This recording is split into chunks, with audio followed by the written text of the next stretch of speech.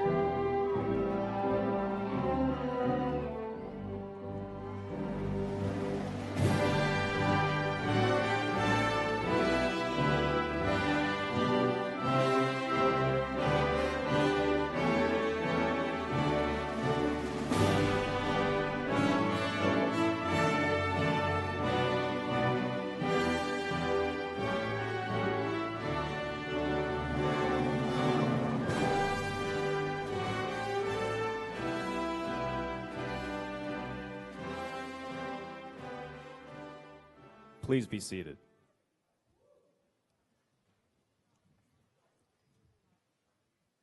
Presiding over today's exercises, Philip Merrill College of Journalism Dean, Lucy Dalglish. Welcome, everyone. Welcome, graduates of the class of December 2017, honored guests, faculty, staff, parents, and friends. Welcome to the Philip Merrill College of Journalism's commencement ceremony.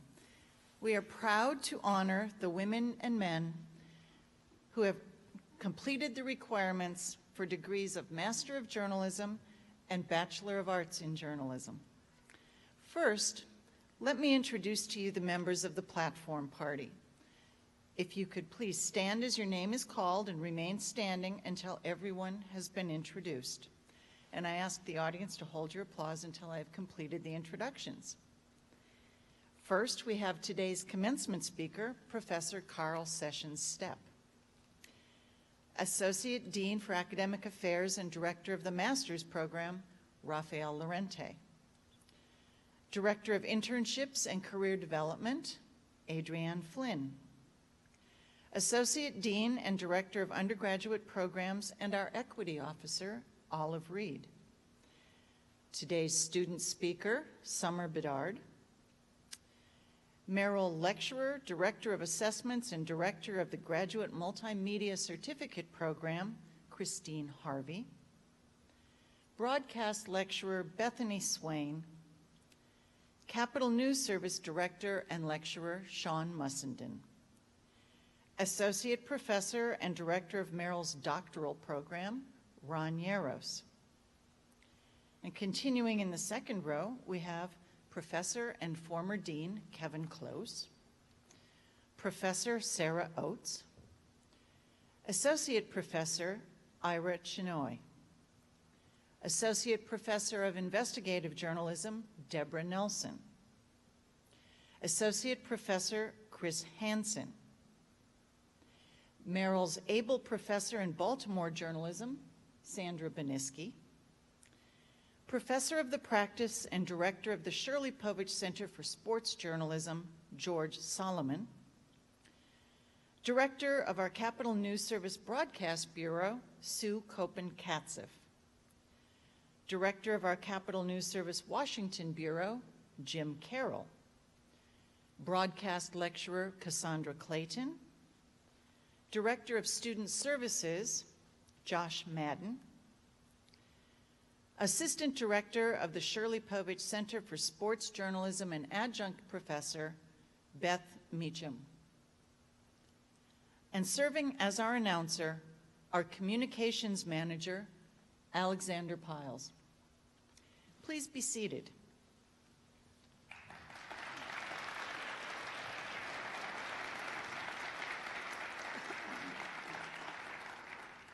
Now that those formalities are over, welcome everyone. Thank you for joining us on this chilly morning to celebrate the achievements of these Merrill College graduates. Thank you especially to those of you who traveled a great distance to be with us today. I always find commencement to be inspiring and uplifting. You know, Merrill College is pretty small compared to some of the programs on campus. We're almost like a family. And by the time our students leave us, we feel a lot like you parents who were empty nesters a few years ago. We are sad to see them go, but so pleased to witness their excitement to get on with the next stage in their lives. And the December ceremony is particularly fun for us because we get to see, you're closer to us. We get to see you. The setting is more intimate, and it feels more like a really good holiday party. Late last summer, well, we have a custom at commencement to invite a leader in the field of journalism to speak, offering our students sage advice. And today's journalism expert is extra special. Late last summer, Merrill College's most senior faculty member came to me with the startling announcement that he plans to retire at the end of this school year. Like everyone at Merrill College and journalists around the country, I had long ago conferred journalism professor icon status to Professor Carl Sessions Stepp. 30-some years ago, before I had ever set foot on the University of Maryland campus, I had started reading his columns when he was senior contributing editor in the college's American Journalism Review. I was envious of the journalism students who were fortunate to learn journalism history, writing, and editing from Carl. Professor Stepp's journalism roots run deep. He began writing for his hometown paper, the Marlboro Herald Advocate, in Bennettsville, South Carolina, in 1963, after his freshman year in high school. He studied journalism at the University of South Carolina, where he edited the Gamecock. Following college, he was a reporter and an editor for 12 years with the St. Petersburg Times, the Charlotte Observer, and USA Today. He joined the faculty at Merrill College in 1983. Professor Stepp specializes in writing and editing, journalism history and heritage, and newsroom organization and change. He has written 2 books, Writing as Craft and Magic and Editing for Today's Newsroom. For you parents in the audience today, yes, Professor Carl Stepp really is as nice as he seems. And yes, he really does care about your future journalist. In fact, if you take a picture of him today with your graduate and send it to him, I promise he'll be able to pull it out in 10 years and describe the awesomeness of your kid. I've seen him do that. Please join me in welcoming Professor Carl Sessions Stepp.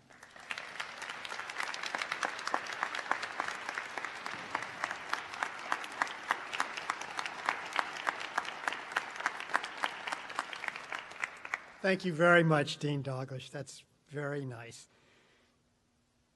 Of the hundreds of lectures I've given in my 35 years here, I tried to decide which one you might enjoy this morning, and I came up with the New York Sun and the Rise of the Penny Press in 1833. No, we're not going to do that today. Although it's a pretty good one. For 4 years or so, we have tried to help you all think. What I want to do today is make this more about feeling. For the next few minutes, I'd like to focus on feelings and rooms, and because it's required in the commencement speaker's contract, the future. As you know, this day marks an all-important relationship changing transition. And I know the students know what I'm talking about. It means that after today, we can be friends on Facebook. So I want to speak today as a kind of friend, and yes, as a parent and a grandparent, about feelings. And I want us to do this together. So start thinking now about some of your feelings today. So, Summer, I told you I was going to call on you. Tell me one thing you're feeling right now. Called upon. Scott, tell me one thing you're feeling. Excited. Helen, tell me one thing you're feeling. Emotional. I want to hear from a parent. What's one thing you're feeling? Proud. Other parents, what else? Excited. A little bit less poor than you were. So, listen, I want you to help me with this. You're feeling pride, you're feeling relief, you're feeling anticipation, no more tuition checks. But there's some anxiety, isn't there? And there's some concern. Last night at the campus commencement, President Lowe quoted the great Dr. Seuss lines about the places you will go. But as journalists sometimes do, let's turn that upside down. And let's talk a little bit about the places that you have been. In this room that marks an important transition, what better way to call up some of your feelings than to think about the many rooms you have been in already in your lives. And I seriously want you to have to think, to feel, as I reel off some of the names of these rooms. We'll start with one that we're not going to spend much time on. But the parents out there will know what I'm talking about. There was a room, it was probably a room, although cars have been used, where you came into being. And you might be surprised that there are parents out there who have a pretty good idea when and where that happened. Moving right along. There were labor rooms and delivery rooms, and finally, ecstatically, the delivery room. You don't remember that, but we do. For some, there was the adoption room, the family room, where the bond was sealed. The nursery room, of course, with its new paint job and new furniture and fuzzy, cuddly, stuffed animals. You don't remember that, but maybe you begin to remember the big girl and big boy room with its bed that you could fall out of. Down the hall, maybe a playroom, and pretty soon classrooms. Do you remember your first classroom? What were you feeling that day? Many of us went home and cried, and then rejoiced at the extra time we thought we were getting. Schoolrooms, lunchrooms, homerooms, locker rooms, detention rooms, basement game rooms and pool rooms and media rooms, maybe Sunday school rooms or scout meeting rooms, piano practice rooms. My grandmother had a Christmas room. Anybody have special rooms that you remember in your childhood? Say so if you do. That I haven't talked about. And then the new and enchanting world of virtual rooms, chat rooms and the rest. For good and sometimes not so good. Hotel rooms and motel rooms, those family trips. Surely you remember those. The Grand Canyon. And along the way, more waiting rooms and inevitably emergency rooms. Daddy, I fell out of the tree and my wrist hurts. Does that sound familiar to anyone in here? And then, of course, maybe, and we won't spend too much time here, courtrooms. A long-remembered episode in my family began in a bedroom with someone in my family coming in and saying, Daddy, would you come out here and talk to this police officer? And then, of course, dorm rooms and roommates. A new start in a new place. Can you remember what you were thinking your first day? What you were feeling your first day on this campus? Study rooms, meeting rooms, fancy classrooms, lab rooms, club rooms, library rooms, laundry rooms, bar rooms. His room and her room. Some intense things happened in these rooms. The years have flown by, haven't they? And lately, it's been job interview rooms and new levels of tension and excitement. And coming soon, newsrooms, boardrooms. Maybe you'll cover Congress and you'll go to the hearing room. Maybe you'll cover the White House, as Jim and I and others in the room have done. And you'll go to that infamous briefing room. And you'll probably have a new room, an apartment room, spare room, a room of your own. And don't be surprised if in a few weeks you return home and in that place you remember there is a guest room. You've been in hundreds of rooms, haven't you? And you're just getting started. They've sown a lot of feelings that you'll never forget. And now it's time to do what we came here for. And that is for us to make room for you in the postgraduate world. So let me be serious for just a minute. Journalism faces serious challenges. Our country faces serious challenges. Our world faces serious challenges. And we're counting on you and people like you to help us fix things, to seek and tell the truth when it's not always easy and not always appreciated. The rooms you've been in are important. The places you've been and the thoughts you've thought and the feelings you have felt. So many people go into journalism because they want to change things for the better. So be inspired and be motivated by these places, these feelings. Your brains matter a lot, and we've appreciated them here, but your feelings matter too. Don't underestimate the power and the importance of fire and zeal and drive and passion of your feelings. You have many more rooms to enter, and we're happy to make room for you. And we urge you to use your thinking brains and use your feeling hearts to do better journalism, make a better world, and be a better person. And as you do, please remember the most important room of all. Speaking on behalf of everyone here who cares about you, I leave you with the most important room of all. The room that we have and will always have in our hearts for you and for your dreams. Godspeed and good fortune to every single one of you. Thanks.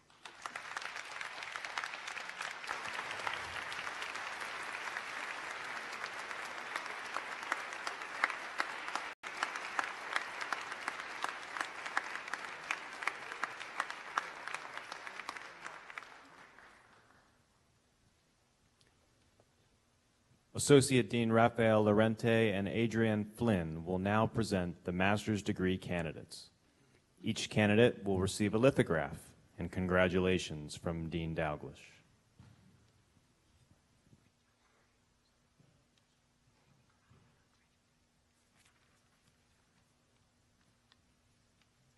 I apologize, I lost my order here. I can do this without this.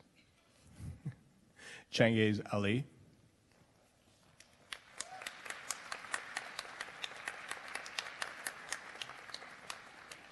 John Miles.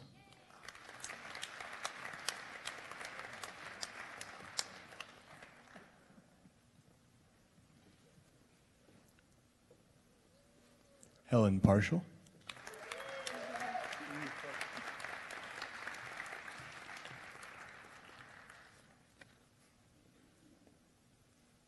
Julie Debenbrock.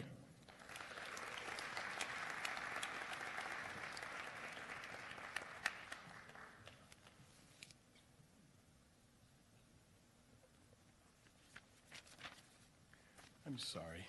Dylan Sin.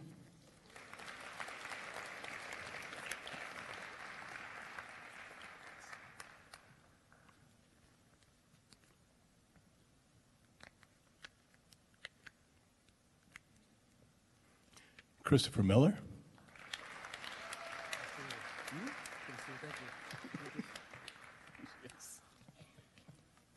Adam Zilanka.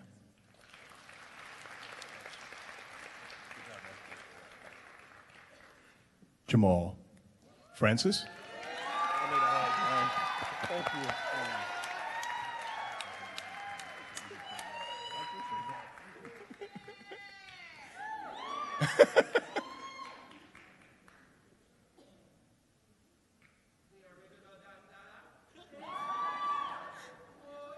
Gabriela Martinez.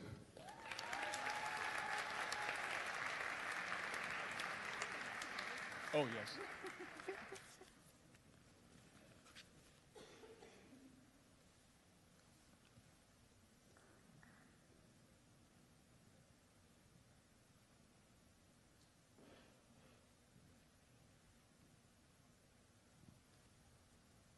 Associate Dean Olive Reed and Chris Harvey will now present the undergraduate degree candidates to receive lithographs and congratulations from Dean Dalglish.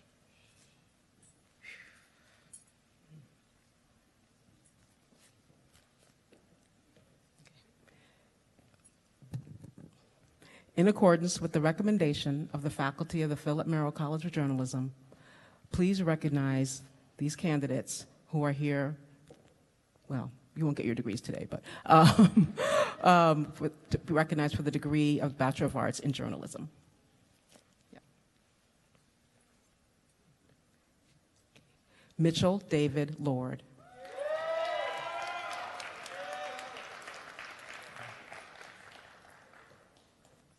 Gabriel Omar Fernandez.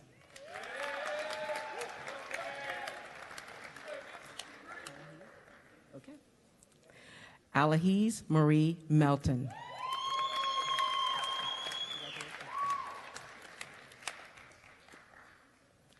Benjamin Daniel Weiner.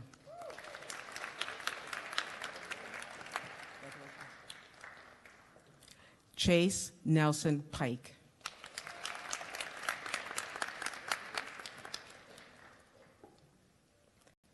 Katishi Make.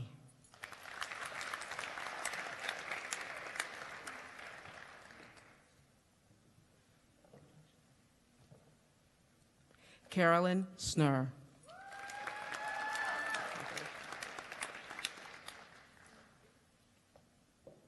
Natalie Michelle Schwartz.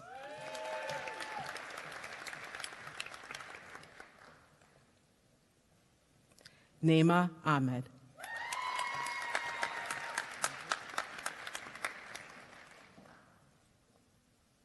Hannah Dora Lang.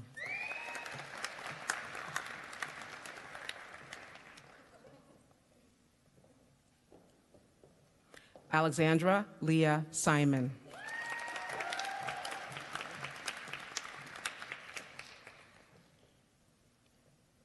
Laura Christine Parat.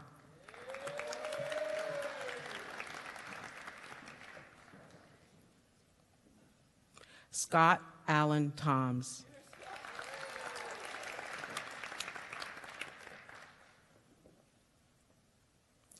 Brittany Louise Wetclow.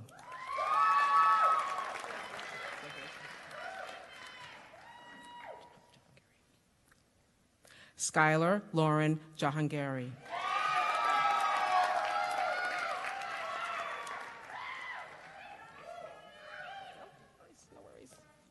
Okay. Bria Nicole Robinson.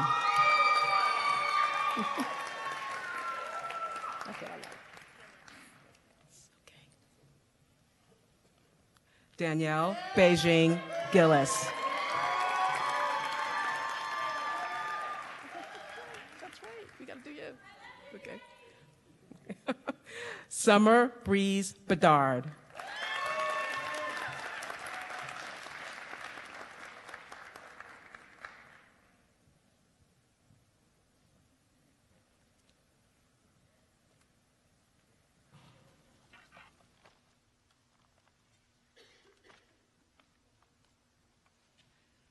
Let's all congratulate today's graduates.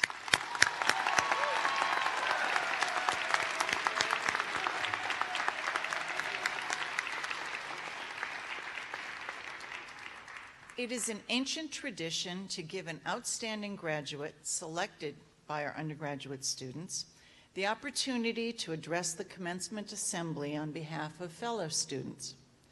This year, our graduates have selected Summer Breeze Bedard to represent them.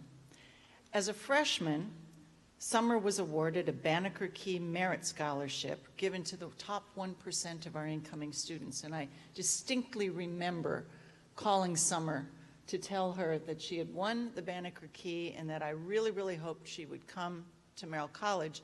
And she's one of the only ones who's ever said to me immediately, "I will be there." Summer also was instrumental in helping launch our satire class last year called Laughing Matters. So please join me in welcoming to the podium Summer Bedard.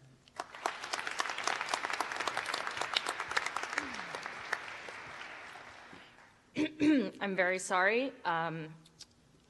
There's no water here, so if I cough, just go with it. I want to begin by thanking the faculty, staff, and students at the Philip Merrill College of Journalism for giving me the opportunity to speak today. I was chosen by the people, and can I just say what an honor it is?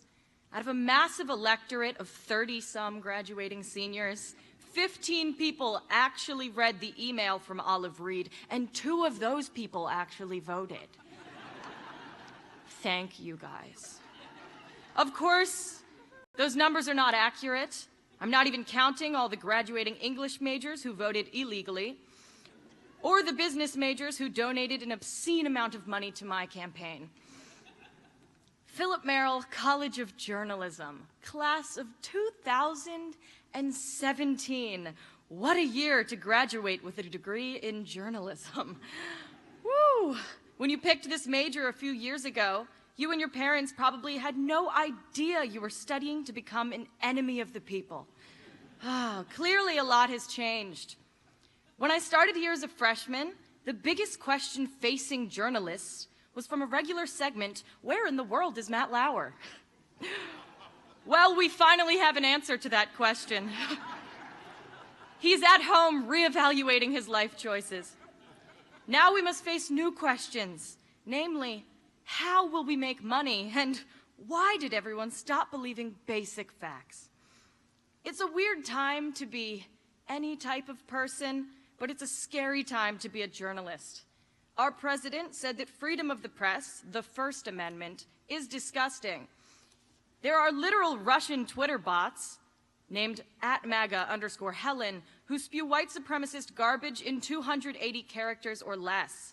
Then there's someone's actual aunt, a real human person, with the Twitter name @Helen_MAGA, who says the same things, and it's very difficult to tell them apart. Other media outlets, and I won't name names, so let's call them Breitbart and Fox News, have a cohesive, organized effort to undermine your stories and the trust the world has in those stories. I'm not preaching. This is not a biased rant. This is the truth. We've spent years and thousands of dollars studying how to find the truth, how to tell the truth, and most importantly, why to tell the truth. Now that we're finally ready to do that, it seems like no one wants to hear it. You must be strong, and you must push forward. There's fake news, and there's fake news. The first being literal fake news stories created by an Eastern European teenager for thousands of dollars, the second being any news story you don't like if you're the president, and the third being satire, which at its core, it turns out, is the realest news of all. When I was a freshman, in my first day of class, Professor Stepp told us the astonishing fact that most people in our generation got news from comedy shows. But when I told my teachers I wanted to be a news comedian, I got a lukewarm, "Good luck with that." Most comedians do. I want to tell you, the graduates, not to be afraid to shake things up. There is a friction in the world of journalism where we are fully aware of the changes that are occurring, but we aren't willing enough to embrace new methods. Maybe you're like me and you don't want to be a traditional reporter. You don't have to be. I may go on to create satirical fake news, but from all of the ethical training I got from this degree, you better believe I will only make fake news that is true. I want to thank Leslie Walker and Tom Batag, who finally let me pursue satirical news in a class we created last year. It took 7 semesters, but I finally convinced somebody that this was an art form worth teaching. My group and I made a satirical newscast called Good Morning Trump's America, a North Korea-style state-sponsored show broadcast right out of the White House, where we took every single news story and spun it to reflect positively on the current administration. We thought it was funny if a little over the top, but a few months later, Trump's Facebook page debuted a MAGA news show with the same objective. Me and my group members are still waiting for our royalty fees. We are coming of age at a point of reckoning in the world of journalism. There's no room for mistakes. There's also no room for complacency. This year, I attended the Online News Association conference. In a politics panel, a writer for The Daily Show asked everyone in the room, hundreds of journalists from top organizations, to raise their hands if they thought the president was a liar. Despite an incredible amount of documentation, only a few people in the room, including myself, raised their hands. They were afraid of seeming biased. We've reached a point in a politically polarized post-truth America where facts seem biased. Facts are said to have a liberal political angle, and you need to be willing to stand up and say that is wrong. Through all the hard deadlines, the AP style book, the vigorous lynda.com tutorials, thank God for them, we're forgetting that the core of journalism is just honesty and authenticity. There are so many fake people in news, and that's not what this job is about. Be your authentic self. The world is begging for authenticity right now. I will start. I will lead by example. I'll be completely honest with you guys, I'm terrified. I have no clue what I'm going to do after graduation. I got an interview for my dream job and was promptly turned down. After high school graduation, we were glowing. We were free. College graduation, I'm about to live with my grandma and figure stuff out. I'm scared, I'm worried. When I was writing this speech, I found out that something really bad happened to a person I love very much. I'm freaking out, I'm not okay. Life is hard. It's even harder if you want to change the world. But we are strong enough to do it. Be yourself, you are amazing. Be ready to take the reins and understand that you might know the new ropes better than old legacy journalists do. We are millennials, we live and breathe the technology, but that doesn't mean we're dependent on it. I actually tweeted that this morning and it got 4 likes, which all of my self-worth is based on. I've never written a graduation speech. All of the speeches I've given have been at funerals. This is very similar, but to be safe, to prepare for this, I binge-watched commencement speeches from J.K. Rowling, Steve Jobs, Kylie Jenner, all the great thinkers of our time. And every single one of those speeches had something in common. They were about not being afraid to fail, how you have to be ready, willing, excited even to fail. But I'm going to disagree with that, because maybe the only reason you're here receiving your diploma is because you were afraid to fail. Maybe you majored in journalism and stuck it out for the past year because you're afraid to see the world fail, to see institutions fail their people. And nothing motivates quite as well as good old-fashioned existential dread. I want you to know that being scared and worried does not strip you of your bravery. Everyone who is paying attention is scared. Let it fuel us. Let it light a fire inside us that carries us through the night. Now, if I were a politician, I would have ended my speech on that line. If I were a journalist, I would have been concise and ended the speech 5 minutes ago. There is a lot of fat to trim before this baby's fit to broadcast. As a comedian, I cannot end without a joke. Why was Superman a hero? Was it because he could fly? Because he could save people from burning buildings? No. He was a hero because by day he was a reporter at a newspaper. Newspaper? Am I saying that word right? Newspaper. Sorry, I haven't said that in a long time. Somebody fact check that. And who was the second greatest hero? Spider-Man. Because he was a news photog. There were some ethics issues with him literally covering himself, but he was just a high schooler, and I am sure that by the time he graduates from the Philip Merrill College of Journalism, he will have learned the rules. Thank you. Please follow me.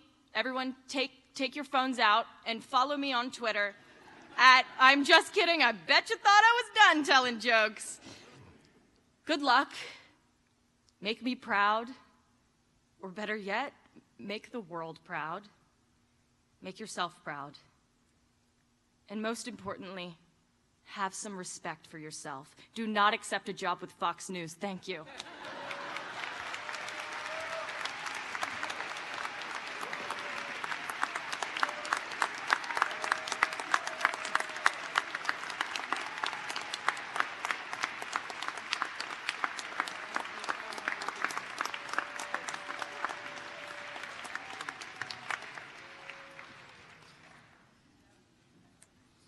Thank you. Thank you, Summer. If anybody, if you go back and look up on our website under Laughing Matters, you can see a piece that the university did on the show last year under the URL. We can post it again. But Summer and some of her classmates were featured in a university video. I think you'll find it very fun and uplifting. Just Google Laughing Matters Merrill College. It should pop right up. While all students work hard to earn their degrees, there are a few who deserve special recognition because of their accomplishments. In your program, you will find the names of this year's awards recipients as recommended by members of our faculty. Lecturer Bethany Swain will recognize our top broadcast news student for this commencement. Alexander Simon, would you please come forward?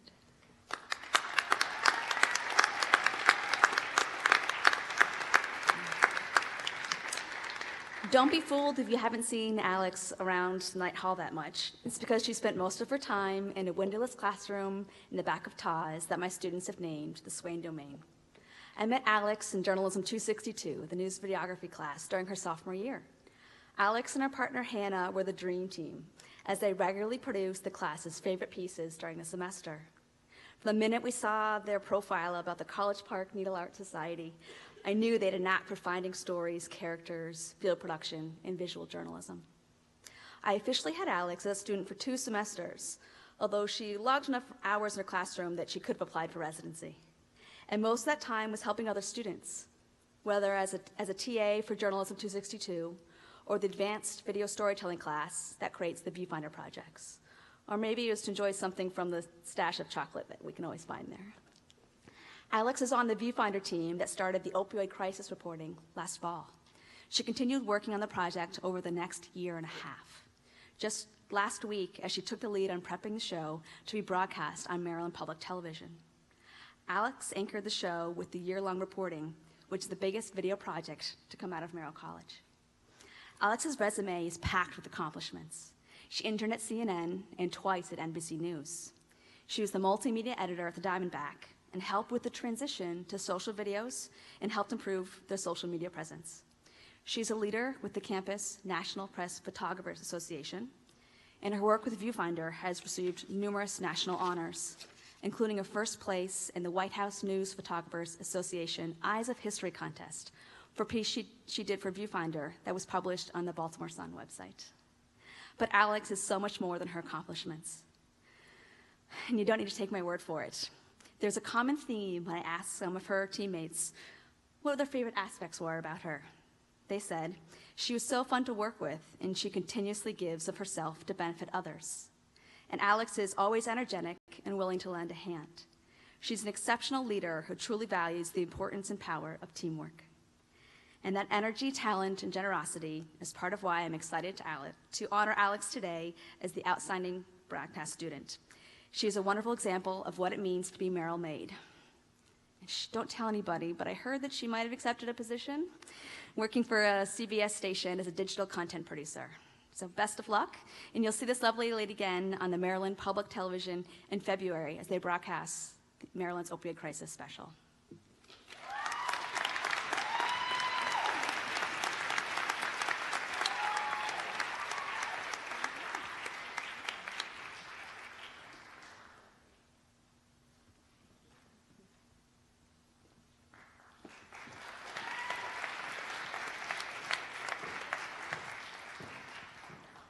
Sean Mussenden will now recognize our top multimedia news student for this commencement. Will Katishi Make please join me at the podium?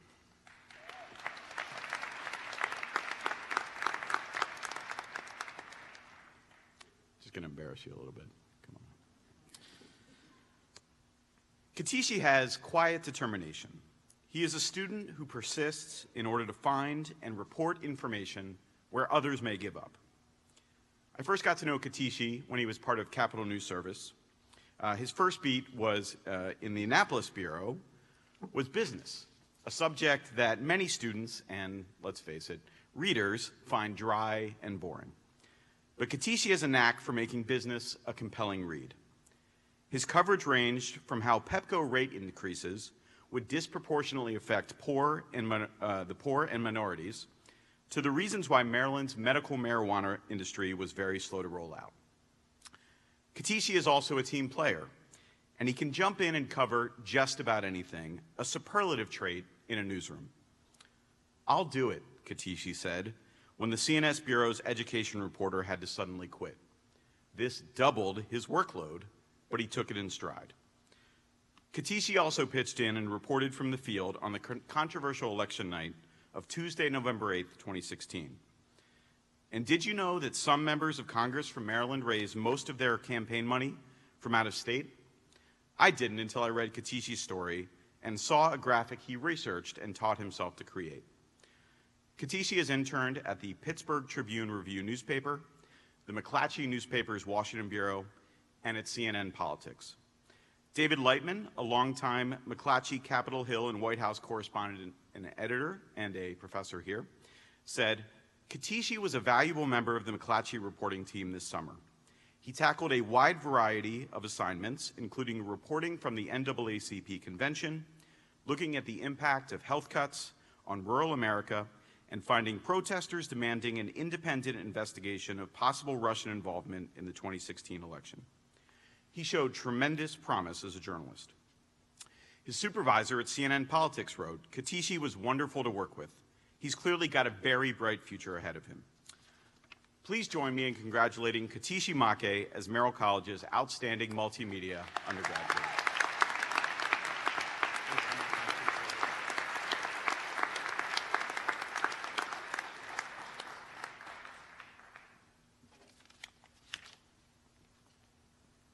Chris Harvey, Merrill's Director of Assessments and of our Graduate Multimedia Certificate Program, will now recognize this commencement's Kappa Tau Alpha awardees. Kappa Tau Alpha was founded in 1910 at the University of Missouri. It's the nationally recognized college society for those pursuing scholarship in the field of journalism and mass communications. Established in 1961, the Maryland chapter has been recognizing the academic excellence of its graduates for more than 50 years. Each year, our chapter recognizes students who have demonstrated outstanding scholarship. The following students are deserving of your recognition, all with grade point averages over 3.7 on a 4.0 scale. That's a pretty big deal. Will the following new initiates please come forward to receive your Kappa Tau Alpha certificate and stay at the podium till all three have received, please. First, Alexandra Leah Simon.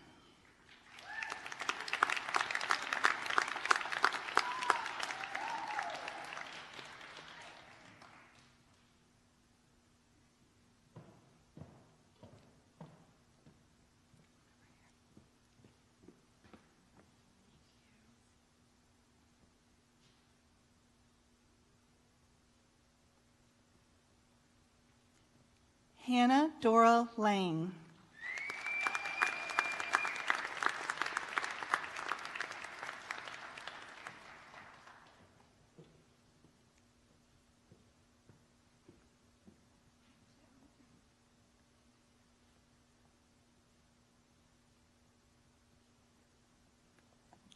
And finally, Brittany Louise Wetclow.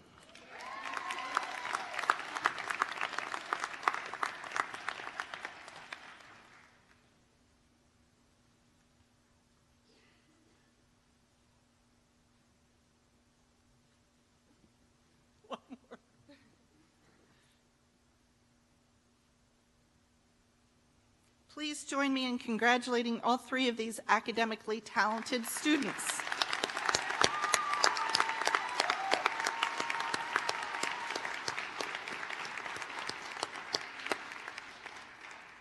Now, Alexandra and Hannah, you can return to your seats.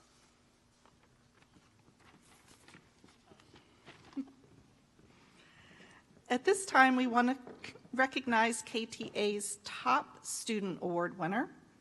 The winner, as you might have guessed, is Brittany Wetlow, who earned a 3.792 GPA out of 4.0.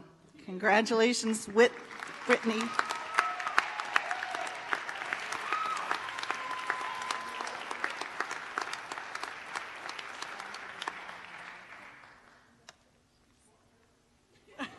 She is. Rafael Lorente will now recognize this commencement's top master's student. Would Julie Deppenbrock please come on up?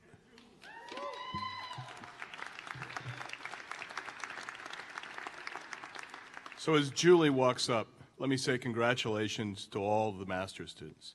You guys did some terrific work on rural Marylanders, on professional sports team lobbying, on one particular team's name, on opioids, and on police training, to name a few subjects.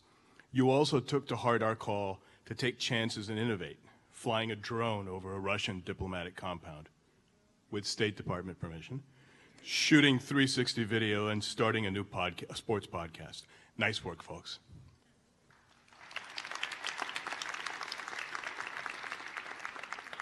I first got to know Julie last year when I was the instructor in her first reporting and writing class.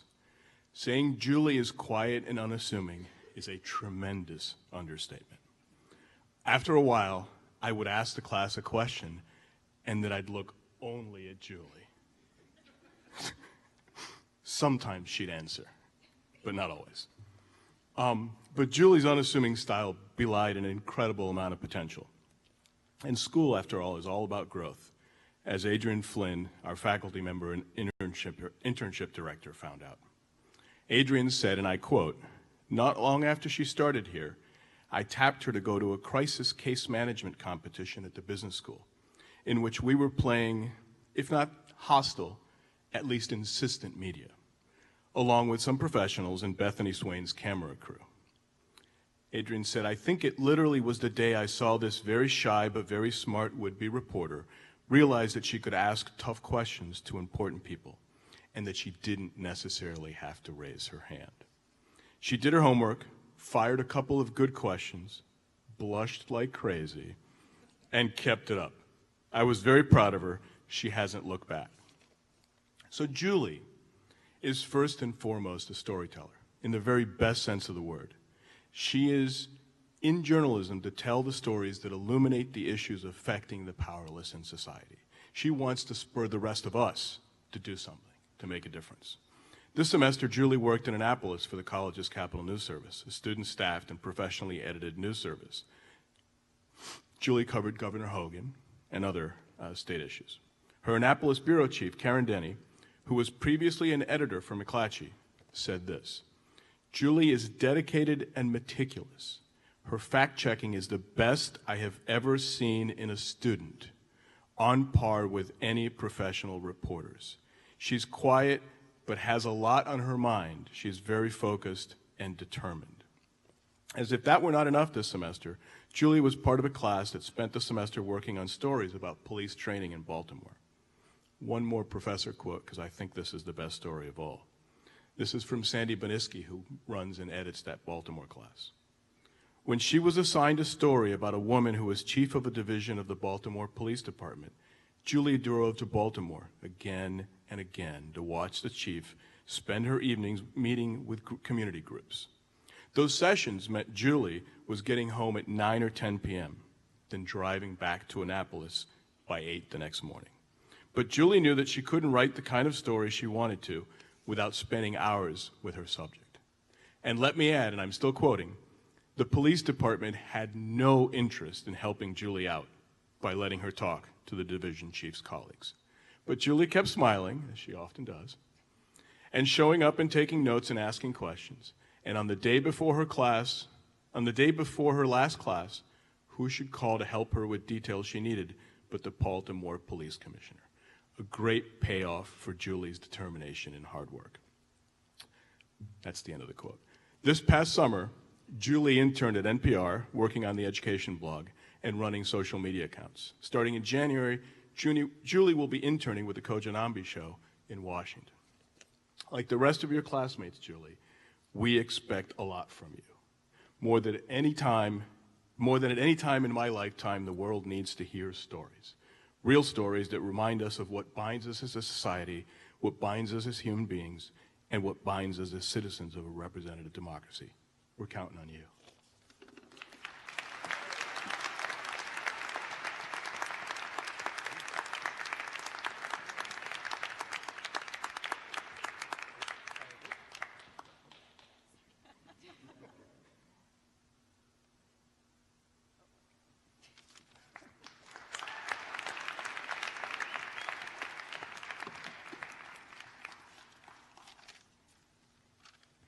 Now we're almost to the end of the ceremony, and this is the time of each commencement ceremony where I usually make a few comments about how proud we are of our graduates, how they're going into an uncertain world, but that we are confident they have the skills and the desire to make the world a better place.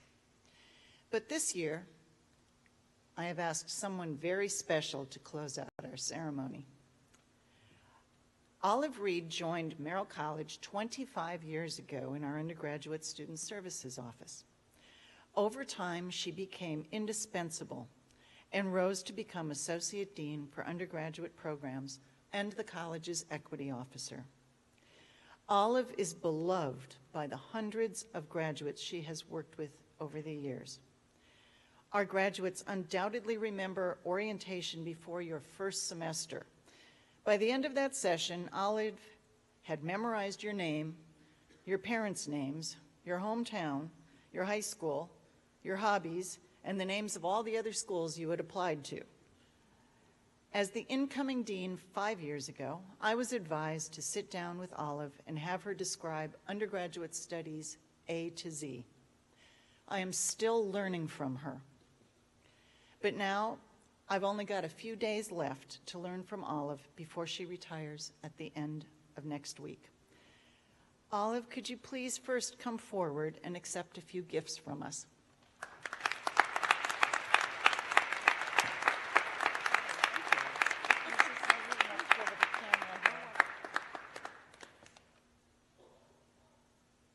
Number one, I'll put it right. I'm going to give it to Carl.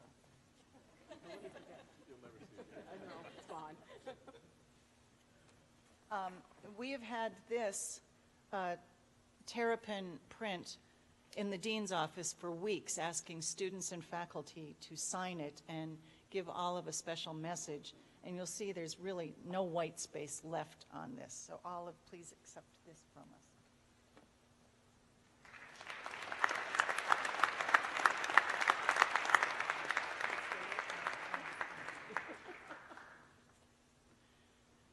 And now, Olive, would you please do the honor of sharing a few thoughts with our students and their families and send us on our way?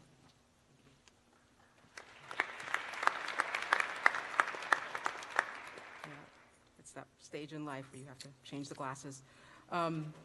First of all, you know, I got through everything up until now without getting emotional, and this might actually try me. Thank you, first of all, thank you to Dean Daglish for providing me with this opportunity to express my appreciation for my time at Maryland. So I can't even talk, I'm getting emotional here. As I retire from my position of Associate Dean of Undergraduate Programs for the Philip Merrill College of Journalism, during my time at UMD, I've had wonderfully supportive mentors, gracious and caring campus colleagues, the opportunity to work alongside talented and devoted faculty, and a chance to spend time with some of the best students on the planet. Through the years, I have marveled at how college students barely out of high school grow into accomplished professionals and cherished friends. Several of these alums, now middle-aged, have turned the tables. I once advised them, and now they are often the ones I turn to for sage advice. So to Summer and the rest of the graduating class, don't worry. One of my tasks has been to help the Career Center track where Merrill students end up. Around 90% are employed within 6 months of graduation, but I can tell you, 99.9999% of you will go on to use your hard-won skills in wonderful and lucrative ways. I can say confidently that if you follow your passion, you'll stay on the right path. Using myself as an example, 30 years ago, in January of 1987, I was a graduate student beginning my training to become an academic advisor in the unit now known as Letters and Sciences. During that first week of training, I experienced such a rush that I couldn't wait to get to work. It felt like a revelation. Didn't know you could feel that way about a job. While still in graduate school, I joined the College of Journalism's advising staff, and after graduation, advised full-time for the College of Engineering.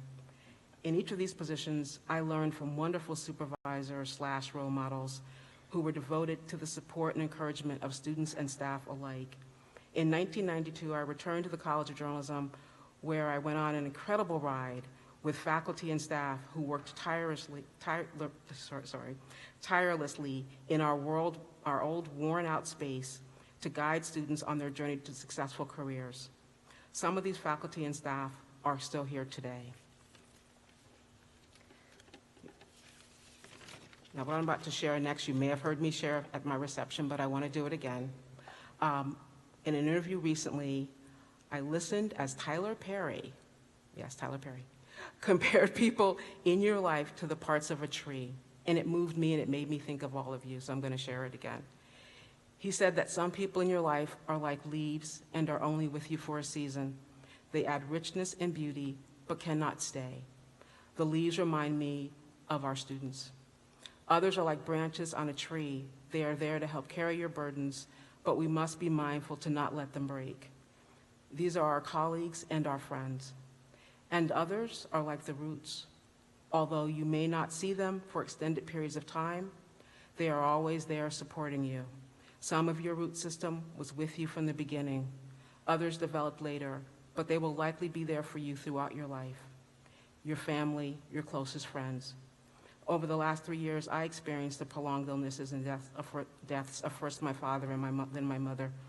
Experiences that make you think about how precious and fragile life is.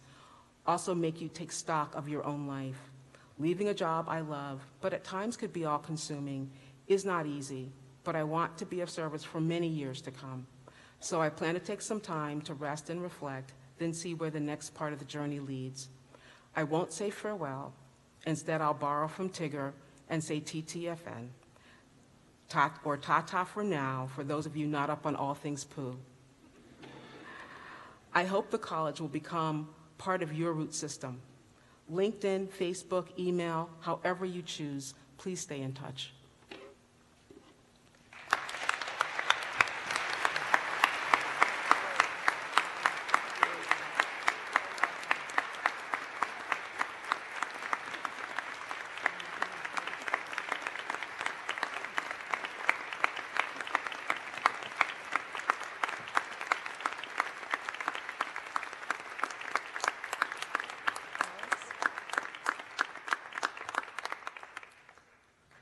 Will the audience please rise for the recessional? And the graduates. Please remain standing during the recessional until the faculty, platform party, and students have filed out. Then follow the recession out of the theater. Thank you, have a good day, and go Terps.